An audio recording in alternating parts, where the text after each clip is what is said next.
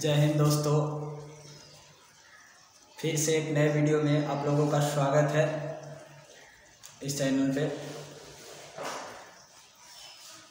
Class 10th subject geography lesson number 2 है और lesson number 2 इस चैप्टर का नाम है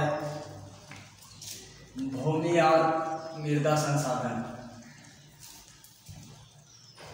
और ये जो वीडियो है पार्ट 4 वीडियो है, पार्ट 4। अगर आप लोग पार्ट 1, पार्ट 2, पार्ट 3 अगर वीडियो नहीं देखे हैं तो प्लीज़ इस चैनल पे जाकर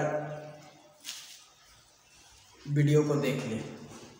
चलिए स्टार्ट करते हैं।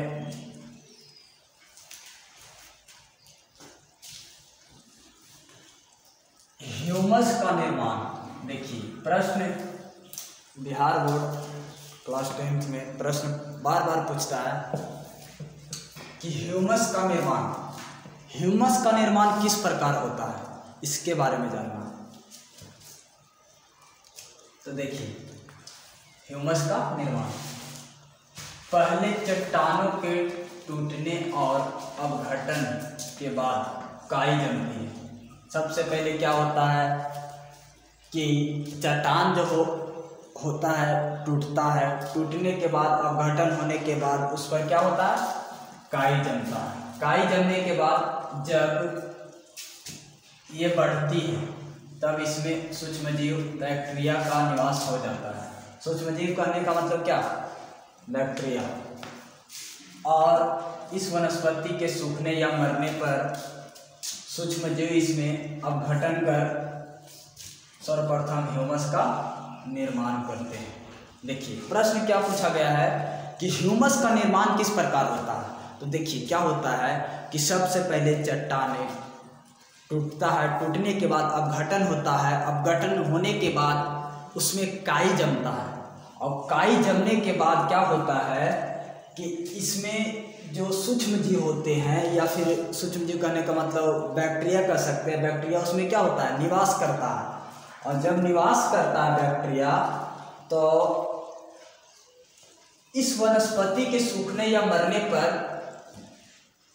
जब ये वनस्पति जो होता है सूखता है और अगर मरता है तो इसमें सूक्ष्मजीव इसमें अपघटन सूक्ष्मजीव क्या करते हैं, अपघटन कर देते हैं। उसके बाद किसका निर्माण करते हैं, ह्यूमस का निर्माण करते हैं, ह्यूमस का निर्माण करते हैं। अब आगे देखिए, आगे क्या है, मृदा की संरचना। मृदा की संरचना सबसे पहले मृदा की संरचना की परिभाषा जानते हैं। मृदा की संरचना किसे कहते हैं, क्या है, नहीं इसके बारे में जानते हैं। देखिए यदि किसी स्थान पर मिट्टी को गहराई तक काटकर देखा जाए तो उसमें अनेक परतें स्पष्ट दिखाई देती हैं। प्रायः ये परतें क्षैतिज होती हैं। इन परतों के संगठन या सजावट को मृदा संरचना या मृदा संगठन कहते हैं। देखिए मृदा संरचना या मृदा संगठन उसी को कहा जाता है। सबसे पहले क्या होता है कि जब हम किसी स्थान पर पूरा अंदर तक गहराई तक अगर उसको काटकर मिट्टी को देखते हैं तो उसमें स्पष्ट दिखाई देती है कि प्राय एक परत कैसा होता है, क्षैतिज होती है। इन परतों के संगठन या सजावट को भी क्या करते हैं, मृदा संरचना कहते हैं। अब आगे देखिए, आगे क्या है, सामान्यतः मूल पूर्ववर्ती चट्टानों के ऊपर मृदा की परतें जमी होती हैं। ऊपर से नीचे इन्हें 3 वर्गों में बांटा जा सकता है। देखिए जो मृदा का जो परत होता है, मृदा के परत को कितने वर्गों में बांटा गया है, तो 3 वर्गों में बांटा गया है। कौन कौन सा वर्ग है, तो देखिए सबसे ऊपरी मृदा जिसको क्या कहा जाता है, अपरत कहा जाता है। जो सबसे ऊपर वाला मृदा होता है उसको क्या कहा जाता है, अपरत कहा जाता है। उसके बाद है उसके नीचे मध्यवर्ती मृदा।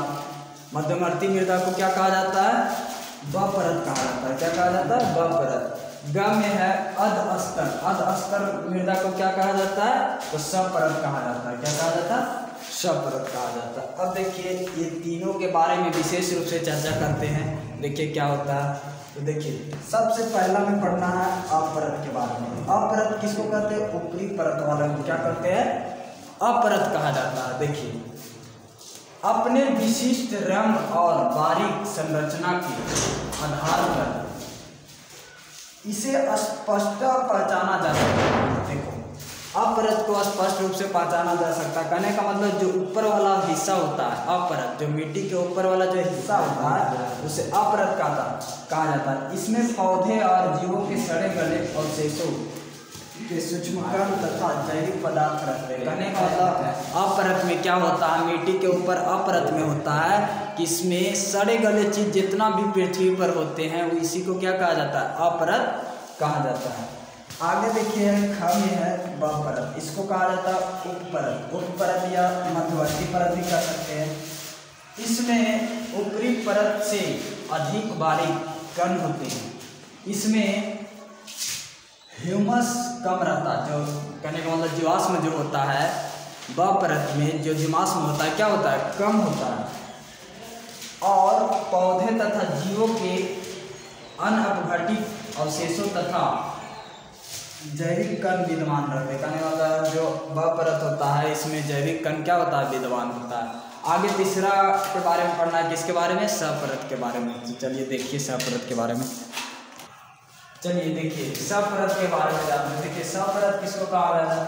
कहने का मतलब अधस्तर, कहने का मतलब जो सबसे नीचे वाला भाग है, भूमि के सबसे नीचे वाला भाग है उसी को क्या कहा जाता है? सपरत कहा जाता है। देखिए सपरत क्या होता है? इस परत में अक्षरित मूल चट्टानें रहती है। अक्षरित मूल चट्टानें रहती है। ये अल्पक्षरित भी हो सकती है। ये जो चट्टान होती है अल्पक्षरित भी हो सकती है। इसकी मोटाई प्रायः स्थिर बनी रहती है। इसका जो मोटाई होता है ना तो बढ़ता है ना ही घटता है। कहने का मतलब स्थिर बना रहता है। किसमें? सपरत। अब आगे देखिए मृदा निर्माण के विभिन्न चरण। देखिए मृदा निर्माण के क्या है? विभिन्न चरण है, इसके बारे में जानना है। देखिए मृदा सजीव होते हैं। सबसे इंपॉर्टेंट प्रश्न, मृदा जो होती है कैसी होती है? सजीव होते हैं या निर्जीव? तो मृदा सजीव होती है। मृदा कैसी होती है? तो मृदा सजीव होती है। अतः सभी जीवों की भांति इसमें भी नई, कहने मतलब नया भी होता है, प्रौढ़ भी होता है और पुरानी भी होता है। नई को कहा जाता है शिशु, नई को शिशु कहा जाता है, प्रौढ़ को जवान कहा जाता है और पुरानी को बूढ़ी कहा जाता है। ये अवस्थाएं होती है। इसमें होता है अवस्थाएं, मृदा में अवस्था होता है। अब एक एक करके बारे में पढ़ना है। कहने वाला नवीन मृदा जो होता है और जो प्रौढ़ मृदा होता है और जो पुरानी मृदा होता है इसके बारे में पढ़ते हैं। देखिए एक एक करके बारे में जानते हैं। देखिए नवीन मृदा में पूर्ववर्ती चट्टानी का प्रभुत्व रहता है। इस मृदा में नदियों या हिमनदों द्वारा लाए हुए ताजे पदार्थ रहते हैं। इसका तल प्रायः क्षैतिज नहीं होता। जो देखिए नवीन मृदा में क्या होता है कि नवीन मृदा जो होता है इसका जो तल होता है क्षैतिज नहीं होता। ये जो नवीन मृदा कहाँ से लाया जाता है? तो नदी या हिमनद द्वारा बहाकर ये मृदा लाया जाता है, नई मृदा।